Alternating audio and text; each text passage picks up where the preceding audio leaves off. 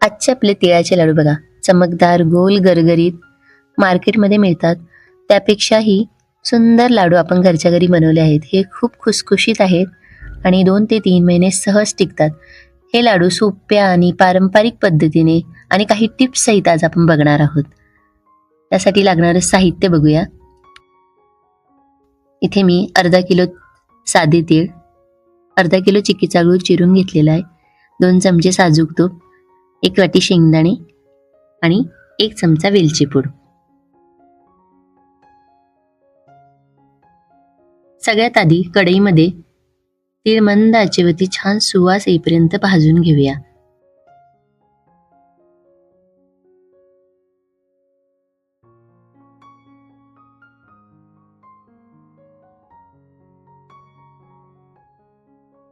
तीळ भाजताना ते सतत हलवायचे, म्हणजे सगळ्या साईडने व्यवस्थित ते तीळ भाजले जातात. इथे मी साधेच तीळ वापरलेले आहेत, तुम्ही पॉलिश तीळ सुद्धा वापरू शकता. तीळ आपले भाजलेत. आता त्याच कढईमध्ये आपण शेंगदाणे सुद्धा मंद आचेवरती खरपूस भाजून घ्यायचे आहेत.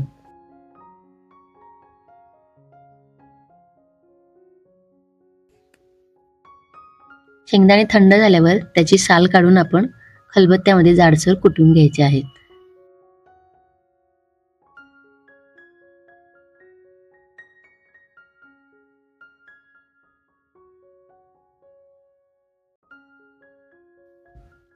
आता ह्याच कढईमध्ये आपण 2 चमचे साजूक तूप घालूया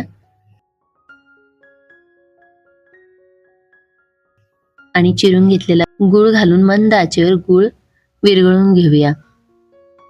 तूप घातल्यामुळे लाडू सॉफ्ट होतात. काही मिनिटातच गूळ विरघळायला लागलेला आहे. गुळाचे मिश्रण छान फेटून घ्यायचं. यामध्ये हलके हलके बबल्स यायला लागले ते बघा, आणि हलका फेस सुद्धा यायला लागलेला आहे. त्यामुळे गुळाचे मिश्रण हलकं होतं आणि लाडू कडक न होता आपले छान सॉफ्ट होतात. हे बघा, आता आपण गुळाच्या मिश्रणाची चांगली उकळी फुटल्यानंतर आता हा पाक आपण चेक करूया. त्यासाठी एका वाटीमध्ये पाणी घेऊन त्यामध्ये गुळाचे काही थेंब घालूया आणि बघा छान ह्याची आता गोळी तयार होते, म्हणजे आपला पाक तयार झालेला आहे. आता यामध्ये आपण तीळ, शेंगदाणे आणि वेलची पूड घालून व्यवस्थित मिक्स करून घ्यायचं पटकन.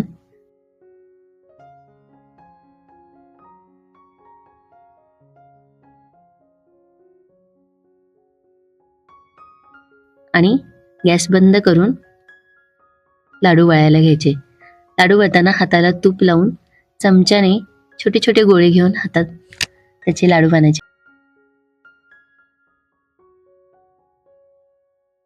बघा मस्त असे लाडू आपले तयार होत आहेत.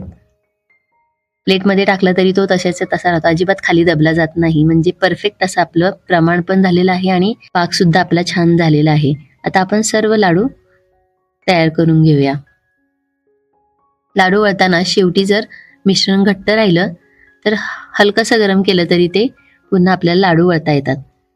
बघा सुंदर, सुबक, खुसखुशीत असे आपले सर्व लाडू तयार झालेले आहेत. तुम्हाला सुद्धा ही रेसिपी आवडली असेल आणि मी सांगितलेल्या टिप्स आवडल्या असतील तर माझ्या चॅनलला लाईक, शेअर आणि सबस्क्राईब करायला विसरू नका. थँक्यू.